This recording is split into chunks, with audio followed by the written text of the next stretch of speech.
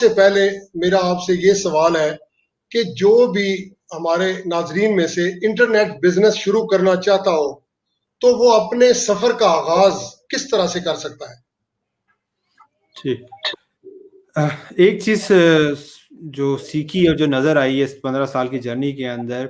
और आपके नाजरीन के लिए इफेक्टिव हो गए, वो ये चीज है कि ऑनलाइन पैसा कमाना बहुत आसान है स्टार्ट में, लेकिन कॉन्टिन्यूस कमाना, प्रॉपरली कमाना, प्रॉपर बिजनेस के तौर पे कमाना, ये बहुत मुश्किल काम है। आप कोई भी फील्ड पिकअप कर लें, आप ब्लॉगिंग पिकअप कर लें, फ्रीलांसिंग कर लें, फ्लिपिंग ले लें, सैस प्रोडक्ट्स ले लें, डिजिटल मार्केटिंग ले लें, कुछ भी आप पिक कर लें, आप बहुत जल्दी कुछ 4 पैसे, कुछ डॉलर्स कमा सकते हैं। बट क्या आप उसको एक लॉन्ग टर्म अपना बिजनेस बना सकते हैं या उससे रेवेन्यू जनरेट कर सकते हैं, वो बड़ा मुश्किल काम है। और उसमें सबसे बड़ी प्रॉब्लम ये आती है कि हर जो majority of the online business और इसके बारे में आप यहाँ पे जब रिसोर्स शेयर करेंगे, हमारे प्लेटफॉर्म पे पड़ा भी इंटरनेट बिजनेस ट्रेनिंग का, ये यूट्यूब के चैनल पे जो 15 ऑनलाइन बिजनेसेस हैं उनके हमने रोड मैप बना के अपडेट किए हैं। उस रोड मैप का रोल ही यही है कि अगर आप ब्लॉगिंग स्टार्ट करना चाहते हैं, फ्रीलांसिंग स्टार्ट करना चाहते हैं, डिजिटल मार्केटिंग करना चाहते हैं, सर्विसेज का काम करना चाहते हैं, तो आपको ये पता चल जाए कि इसको करने के लिए क्या क्या लवाजमात हैं, क्या उसमें हर्डल्स आ सकती हैं, क्या रिसोर्सेज रिक्वायर्ड हो सकते हैं, ताकि अगर आप वो बिजनेस मॉडल स्टार्ट करें तो आप पहले से रेडी हों। अब होता क्या है कि ऑनलाइन के अंदर आप कोई भी बिजनेस, आज आपने देखा ब्लॉगिंग, आप स्टार्ट कर लेंगे, कल आपने देखा फ्रीलांसिंग, हो सकता है वो स्टार्ट कर लें, परसों आपने देखा ई कॉमर्स, फिर वो स्टार्ट कर लें, क्योंकि स्टार्टिंग की कोई कॉस्ट इतनी ज्यादा नहीं है, इसलिए इजी टू स्टार्ट है। तो हर कोई जो नया बिजनेस, दूर की चमकती हुई जो उतना भी बिजनेस मॉडल नजर आता है, हर कोई स्टार्ट करना शुरू कर देता है। इसलिए एक काम पे फोकस करना बड़ा मुश्किल हो जाता है और इसीलिए ज्यादातर लोग आपको बहुत से काम करते हुए नजर आएंगे, लेकिन सक्सेस बहुत से कम लोगों की होगी। तो पहली चीज अगर मैं एडवाइस कर सकूं किसी को, तो ये जानना आपका जरूरी है कि आप किस लिए आए हैं ऑनलाइन फील्ड के अंदर। पैसे के लिए तो हर कोई आ रहा है और सारों का अल्टीमेट गोल पैसा ही होगा, बट क्या आप शॉर्ट टर्म में आए हैं? क्या आप ये चाहते हैं कि मेरी जॉब चल रही है, मेरा साथ में पार्ट टाइम कुछ रेवेन्यू जनरेट कर लूं? अगर आपका ये गोल है तो फिर आपका रोड मैप या आपकी जो डायरेक्शन, जो बिजनेस मॉडल होगा वो डिफरेंट होगा। अगर आपका ये गोल है कि जनाब मैं अपनी जॉब को छोड़ना चाहता हूं और मैं चाहता हूं कि इस टाइम में मैं कोई ऐसा बिजनेस बिल्डअप कर लूं ताकि मैं अपनी जॉब को छोड़ने के काबिल हो जाऊं, फिर आपका एक स्ट्रक्चर या बिजनेस मॉडल डिफरेंट होगा।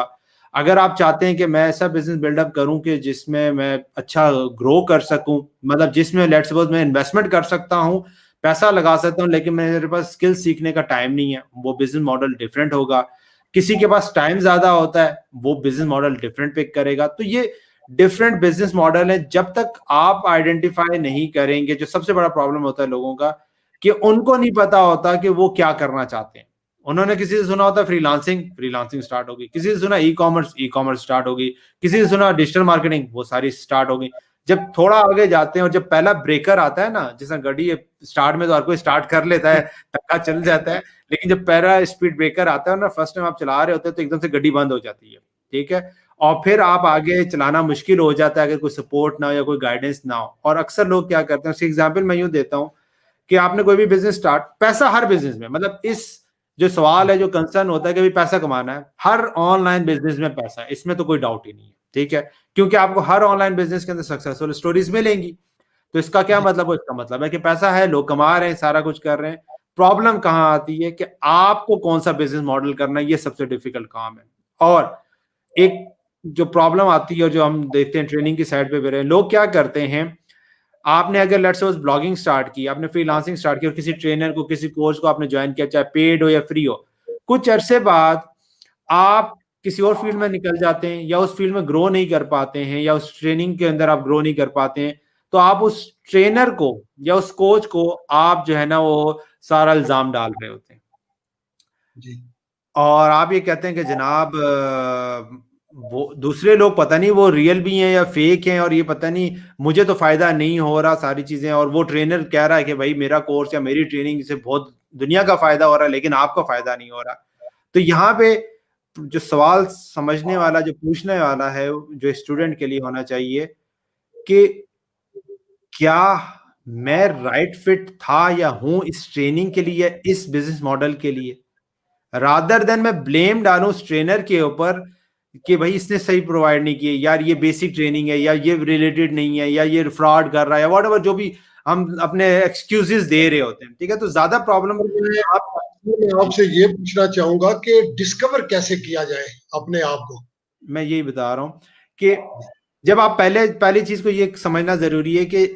यू आर रिस्पॉन्सिबल, कि आपने वो ट्रेनिंग ली या आपने वो फील्ड पिक की, वो ये आपकी रिस्पॉन्सिबिलिटी थी, आपने पिक की ना, किसी ने नहीं आपको कहा था, ठीक है। जी और हर